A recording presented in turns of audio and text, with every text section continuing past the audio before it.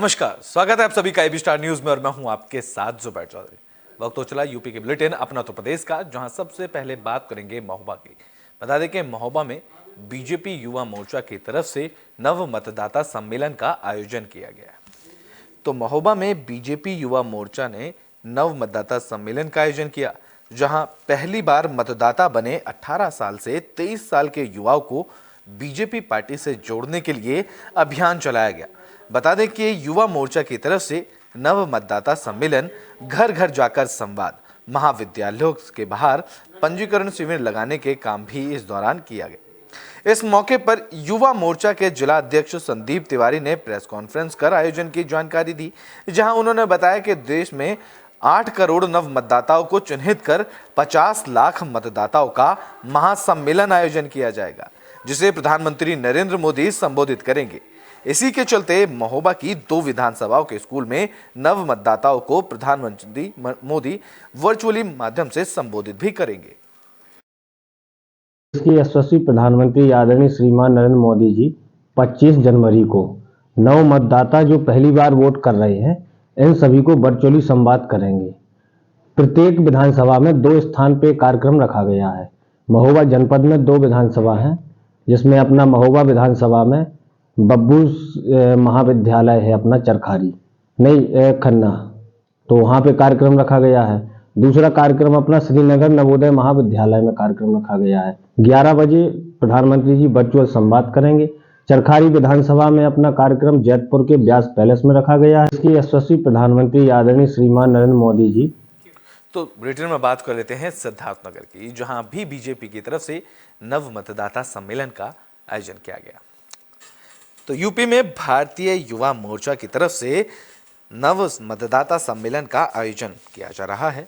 इस कड़ी में सिद्धार्थनगर में भी बीजेपी कार्यालय पर बीजेपी युवा मोर्चा के क्षेत्रीय महामंत्री अखिल देव त्रिपाठी और जिला अध्यक्ष कन्हैया लाल पासवान ने प्रेस कॉन्फ्रेंस की, जहां उन्होंने बताया कि सिद्धार्थनगर जिले में ये सम्मेलन 5 विधानसभाओं में 10 स्थान पर होगा।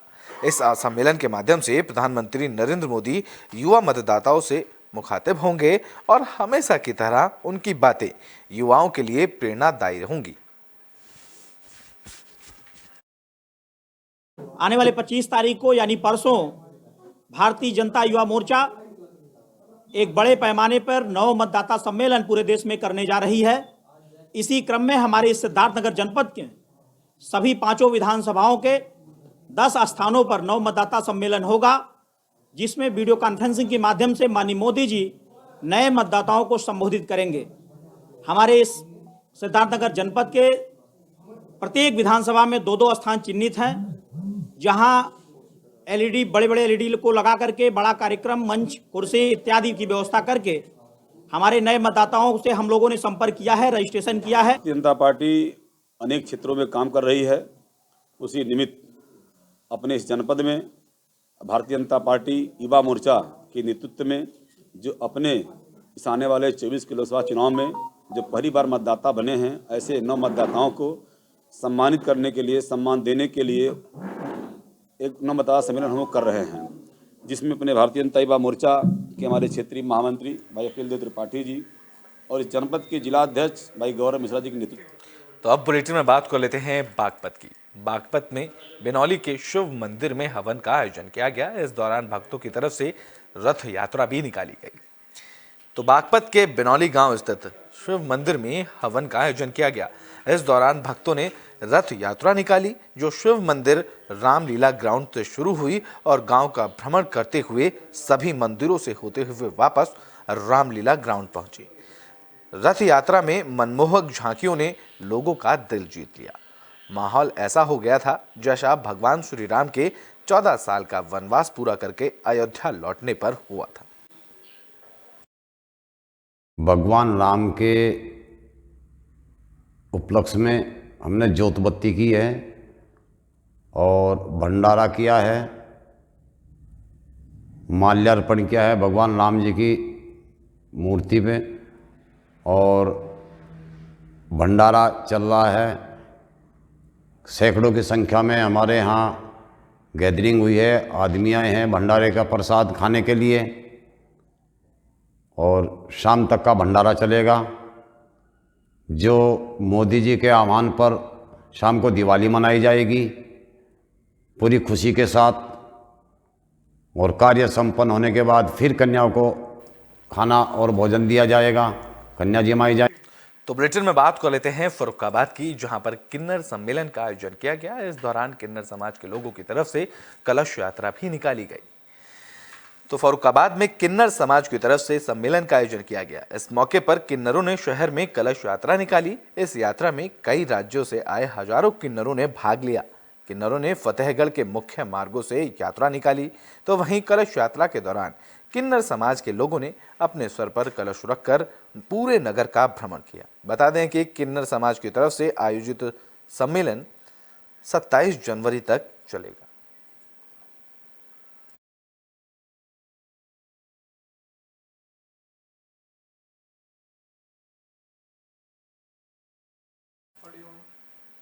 तो बुलेटिन में बात फिरोजाबाद की कर लेते हैं, जहां खेल कूद प्रतियोगिता का आयोजन किया गया।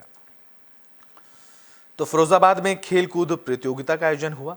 बता दें कि शुकोहाबाद नगर में आदर्श कृष्ण महाविद्यालय में 2 दिवसीय खेल कूद प्रतियोगिता का आयोजन किया गया। इस मौके पर प्राचार्य डॉक्टर मोहकम सिंह ने अतिथियों का जोरदार स्वागत किया, जहां एसपी ग्रामीण कुमार रणविजय सिंह ने कबूतर उड़ाकर खेल प्रतियोगिता का शुभारंभ किया।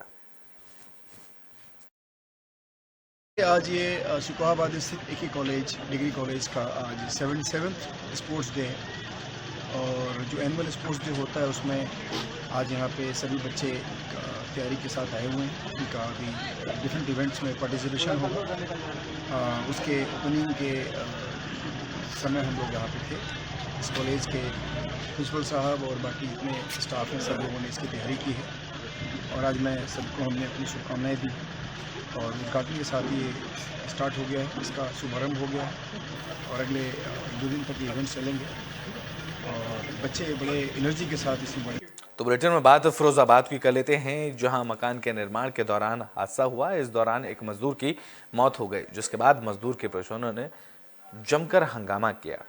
तो फिरोजाबाद में मकान निर्माण के दौरान हादसे की खबर सामने आई। हादसे में मजदूर प्रमोद कुमार के सिर पर चोट आई, जिसके बाद उसे उपचार के लिए अस्पताल में भर्ती कराया गया, जहां डॉक्टरों ने उसे मृत घोषित कर दिया। बता दें कि थाना मक्खनपुर क्षेत्र के विल्टीगढ़ चौराहे के पास मकान का निर्माण कार्य चल रहा था। इस दौरान ईंट के गिर जाने से नीचे काम कर रहे मजदूर प्रमोद कुमार के सिर पर चोट आई, जिससे वो गंभीर रूप से घायल हो गया। तो वहीं मौत के बाद मजदूर के परिजनों का हंगामा देखने को मिला, जहां परिजनों ने शव को थाने के बाहर रखकर प्रदर्शन किया, साथ ही थाना अध्यक्ष पर गुमराह करने का आरोप भी लगाया। तो वहीं मौके पर पहुंचे क्षेत्राधिकारी प्रवीण कुमार तिवारी ने परिजनों को समझाकर शव को पोस्टमार्टम के लिए भेजा और आगे की जांच शुरू की। छोड़ के मैं अकेला था भाई, तो मैं अपने भाई को किसी तरीके से उसे कोशिश कर और ले गया सरकारी अस्पताल में। तो मेरे वहाँ पर उन्होंने मना कर दिया, सीधा रेफर आगरे के लिए कर दिया। फिर मैं यहाँ हम 3-4 दिन से भाग रहे। हमारे एएसओ साहब थे, वो कह रहे थे कि वो 400 रुपये देता है मजदूरी के, तो धोखे में लग गई तो क्या हो गया। तो हमने कही साहब कि तो हमारी जान, अगर 500 रुपये देंगे तो गोली भी मार देंगे। दिनांक 18 जनवरी को राजेश कुमार निवासी मुस्तफाबाद रोड थाना क्षेत्र मक्खनपुर के घर में निर्माण कार्य चल रहा था। उसमें काम कर रहे प्रमोद कुमार के सिर पर छत से ईंटें गिर गई थी, जिससे वो चोटिल हुए थे। तत्काल उनको जिला अस्पताल भर्ती कराया गया था। दौरान उपचार 22-23 की रात्रि को उनकी मृत्यु हो गई। इस प्रकरण में परिवारीजनों से तहरीर प्राप्त करके। तो बुलेटिन में बात मथुरा की कर लेते हैं, जहां वृंदावन के खादर क्षेत्र में नवजात बच्चे का भ्रूण मिला। तो वृंदावन से इंसानियत को शर्मसार करने वाली घटना सामने आई है। यहां यमुना खादर में किसी युवक ने एक थैले में नवजात के भ्रूण को फेंक दिया। इसके बाद आवारा कुत्तों ने बच्ची के भ्रूण को नोचकर छत विछत कर दिया। इस दौरान आसपास के खेल रहे बच्चों ने कुत्ते के भ्रूण को नोचते देखकर इसकी जानकारी अपने परिजनों को दी। इसके बाद मौके पर पहुंचे स्थानीय लोगों ने मामले की जानकारी पुलिस को दी, जहां मौके पर पहुंची पुलिस ने भ्रूण को कब्जे में लेकर घटना की जांच की। घटना के संबंध में स्थानीय निवासी श्याम निषाद ने बताया कि उनके बच्चों की तरफ से सूचना दी गई। उन्होंने कहा कि ये नहीं पता कि कौन बच्ची को थैले में डालकर गया या किसने इस फोन को यहाँ डाला। जब बच्चों ने इसकी सूचना दी तो उन्होंने मौके पर पहुंचकर पुलिस को सूचना की जानकारी दी। सूचना मिलते ही मौके पर पहुंची पुलिस ने जांच शुरू की है। भी हम सब लोग घर पे बैठे हुए थे तो यहाँ से एक फ़ोन गया था कि एक बच्ची यहाँ पे मरी हुई पड़ी है, उसको कुत्ते खा रहे हैं, तो आप आके देखिए। तब हम सब लोग यहाँ आए। कितने दिन की लग रही है बच्ची जो है? ये हमको तो भैया ताजी लड़की है, फिलहाल का 2-3 घंटे की। मतलब जैसे इस तरह की घटना है, क्या कहेंगे इस पर, किस तरह से? बहुत गलत हुआ भैया, ऐसा नहीं होना चाहिए। हमें करीब 1-1.5 घंटे पहले मालूम पड़ी थी। बच्चों ने बताया कि इस तरीके से कुत्ते ने खींचा होगा थैले में से, पता नहीं है कब डाल के गया है वो। तब मालूम पड़ा है जब हमने पुलिस को भी फोन किया, मौके पे पुलिस भी आ गई है और हमारे पत्रकार बंधु तो आ ही गई है। तो अब उनकी पहचान हुई कि नहीं, इसमें कोई बस लड़की है, पहचान में आ गई। तो बुलेटिन में बात अब बागपत की कर लेते हैं, जहां नाबालिग के साथ दुष्कर्म करने वाले आरोपी को कोर्ट ने सजा सुना दी है। बता दें कि कोर्ट ने आरोपी को 10 साल की सजा सुनाई है और 1 लाख रुपए का जुर्माना भी लगाया है। तो बागपत जिले में कोर्ट ने नाबालिग से दुष्कर्म के आरोपी को 10 साल की सजा सुनाई है।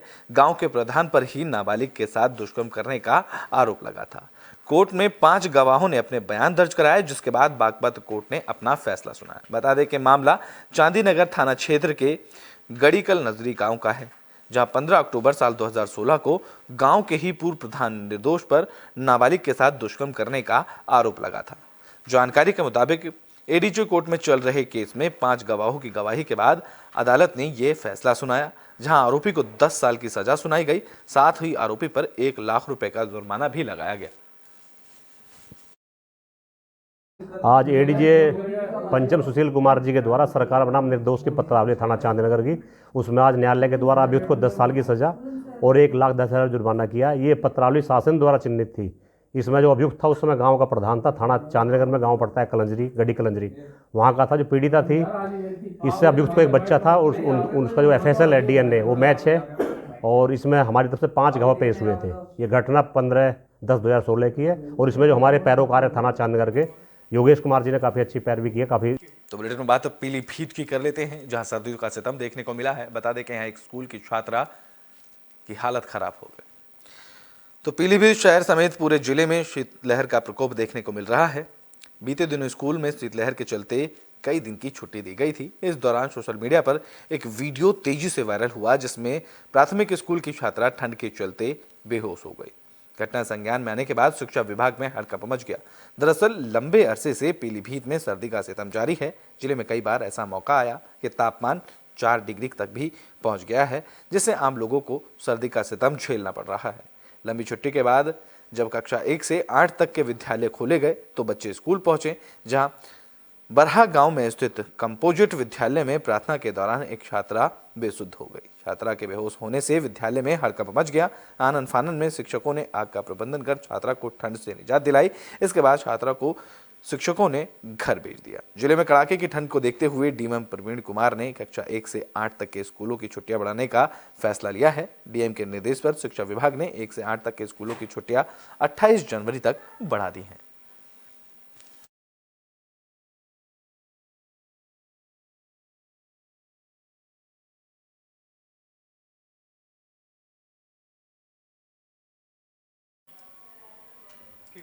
तो बुलेटिन के आखिरी में बात बिजनौर की कर लेते हैं, जहां तेज रफ्तार का कहर देखने को मिला। बता दें कि यहाँ रामगंगा में एक कार गिर गई। तो बिजनौर में एक कार अनियंत्रित होकर रामगंगा बैराज में गिर गई।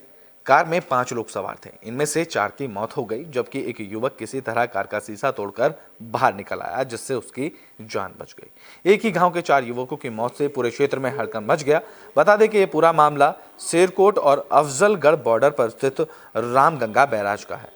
बताया जा रहा है कि कोहरे के कारण कार अनियंत्रित होकर रामगंगा बैराज में जा गिरी। खिड़की ना खुलने के कारण 4 युवकों की पानी में डूबने से मौत हो गई। तो वहीं कार सवार एक युवक किसी तरह शीशा तोड़कर कार से बाहर निकला।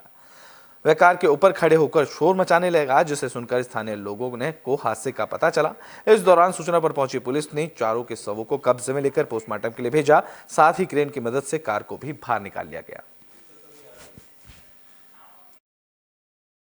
मैं अर्चना सिंह, क्षेत्राधिकारी अफजलगढ़, अवगत कराना चाहती हूं कि आज दिनांक 23/1/2024 को थाना शेरकोट के ग्राम नूरपुर छिपरी के रहने वाले 5 व्यक्ति सफेद वैगनार गाड़ी से अफजलगढ़ से नुमाइश देखकर वापस अपने गांव जा रहे थे। वापस आते समय करीब 8 बजे उनकी गाड़ी अनियंत्रित होकर थाना अफजलगढ़ क्षेत्र अंतर्गत हरेवली रामगंगा नदी बैराज में गिर गई। स्थानीय पुलिस तत्काल मौके पर पहुंची तथा स्थानीय गोताखोरों की मदद से सिकंदर पुत्र रऊफ को यूपी के बुलेटिन अपना उत्तर प्रदेश में भी के लिए बस इतना ही। देश और दुनिया की तमाम खबरों के लिए देखते रहें एबी स्टार न्यूज।